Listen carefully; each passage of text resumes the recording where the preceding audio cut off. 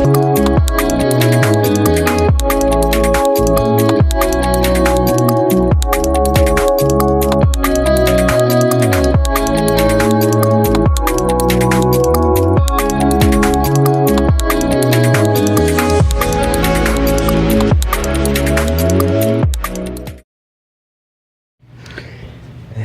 everybody, and welcome back to another video here on the Tech Droid Today YouTube channel. Today we're going to be looking up at a video that I promised a while ago. This is my late 2009 white unibody MacBook that I purchased off eBay for a whopping lump sum of $129 US. This has been a wonderful machine. I mean, I picked it up on eBay for a Mac that can run the latest and greatest software Apple gives for $129. It wasn't even worth it. Does it even work? We're gonna find out. This wonderful unibody late 2009 MacBook can run macOS Sierra, but due to some issues I had previously, the macOS Sierra installation I had got wiped, and I haven't updated it completely yet. This computer is now running a fresh copy of macOS Capitan, and it runs it very well. I have been using this as my main Mac for about half a year now. Sorry, I have a slight little, it wants to update because I have not updated it yet. I've been using this computer for about half a year as my main Mac driver. It's been a very good computer. It's been very reliable, other than the slight issue I had with the SSD. More about that later. This particular computer is outfitted with a Core 2 Duo, 6 gigabytes of RAM upgraded from the original 2, and an 80 gigabyte SSD upgraded from the original 120 gigabyte mechanical hard drive. This Mac does feature the glass touch trackpad, which I do enjoy very much, and I do enjoy using the gestures.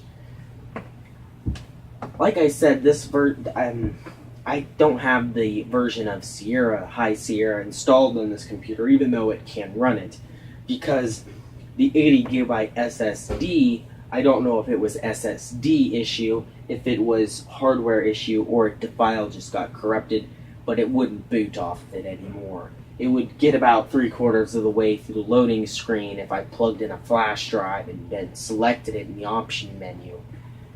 So I use my original lovely 10.7 Lion installation USB, and I put on Lion, then upgraded to Capitan, because I don't have an Capitan or High Sierra boot disk. Shortly though, I will get High Sierra back up and running on this Mac. Shortly though, I will be getting a late 2011 MacBook Air with the Core i5 and 4 gigabytes of RAM. That should be coming within a month. This computer is great. Everyday web browsing works like a charm on this particular computer. I mean, no issues really. With the 6 gigabytes of RAM and the 80 gigabyte SSD, this thing is a pretty darn good computer, especially in today's standards. Considering today's HTML5, Java, and Flash encrypted world that really struggles for these old computers.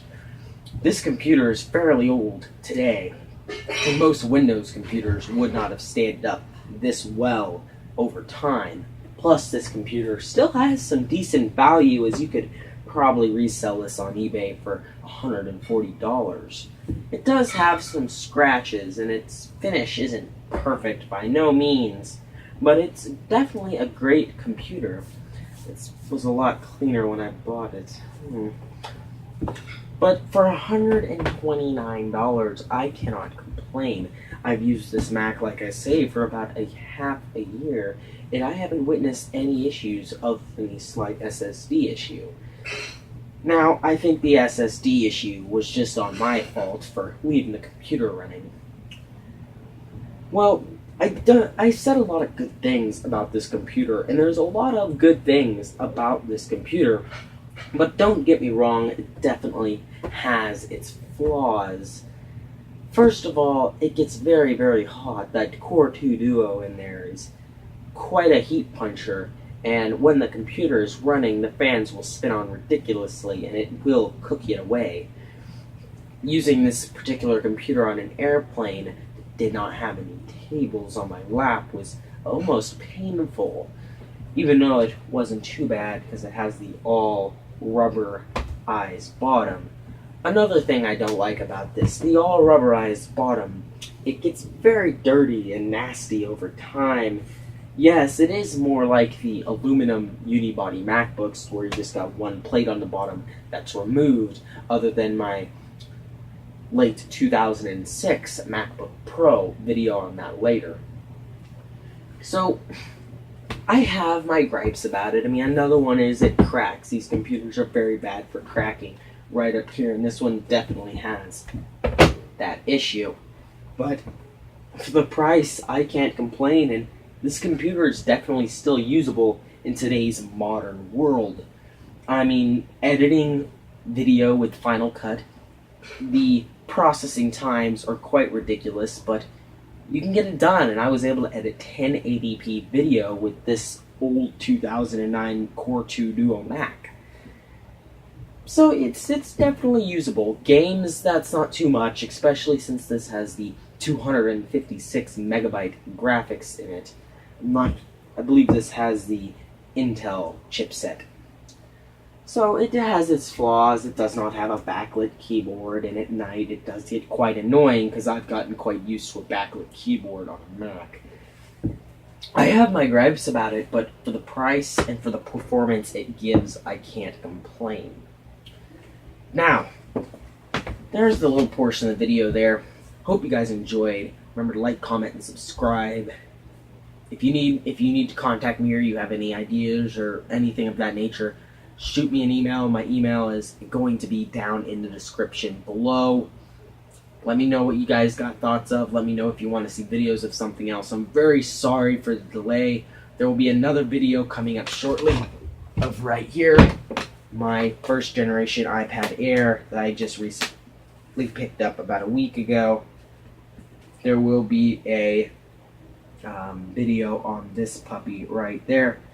Very happy with this machine. There'll be a video on this later that also maybe, I'm not quite 100% sure, but there may be a video on a late 2006 MacBook Pro with the Core 2 Duo and maxed out 2 gigs of RAM.